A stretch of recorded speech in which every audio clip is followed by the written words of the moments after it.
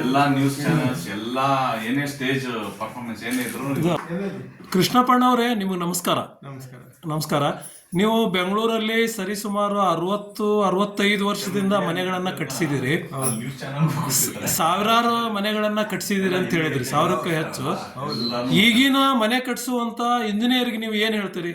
ಇಂಜಿನಿಯರ್ಗೆ ಏನ್ ಹೇಳ್ತೀರಿ ಈಗಿನ ಇಂಜಿನಿಯರ್ಸ್ಗೆ? ಇಂಜಿನಿಯರ್ಗೆ ನಾವು ನಮ್ದು ಹೆಂಗಿದೆ ವಾಸ್ತು ಪ್ರಕಾರ ಮಾಡ್ತೀವಿ, ಇಂಜಿನಿಯರ್ ಪ್ರಕಾರ ಮಾಡಲ್ಲ. ಹಾ ರೀ ವಾಸ್ತು ಪ್ರಕಾರ ಮಾಡ್ತೀರಿ.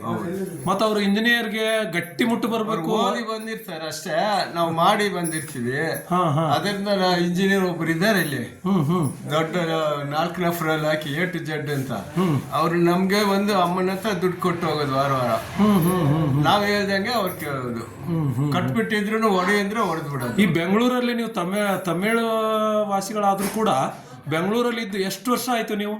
ನಾವು ಒಂದು 60-65. ಅದೇ ನಾ ಹೇಳಿದ್ದು 60 ವರ್ಷ. ಈಗ ನಿಮಗೆ ವಯಸ್ಸು 81.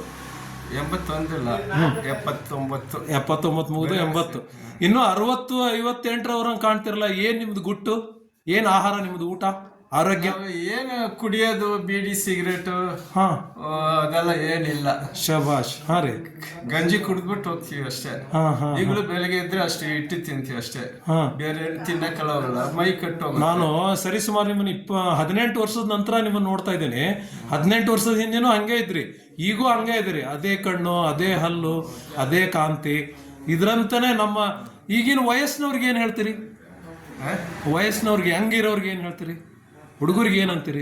ತಮಿಳಲ್ಲ ಇಲ್ಲ ಹುಡುಗರಿಗೆ ಏನ್ ಬುದ್ಧಿ ಮಾತು ಹೇಳ್ತೀರಾ? ಈಗ ಹುಡುಗರಿಗೆ ಏನ್ ಹೇಳ್ತೀರಾ ಬುದ್ಧಿ ಮಾತು ಅಂತ?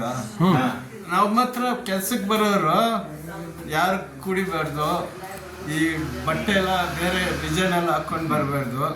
ದೊಡ್ಡವರು ನನ್ನ ಜೊತೆಲಿ ಗಾಡೀಲಿ ಬಂದರೆ ಅವ್ರು ಕೂತಿರ್ಬಾರ್ದು.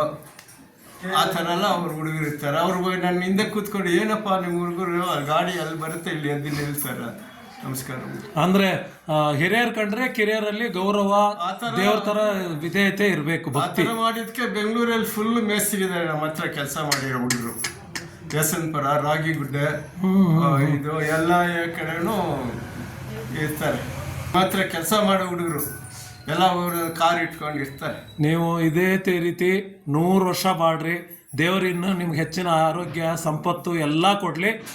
ನಿಮ್ದು 100 ವರ್ಷದ ಹಬ್ಬ ಇಲ್ಲೇ ಮಾಡ್ತೇವೆ ಎಲ್ಲರೂ. ನನಗೆ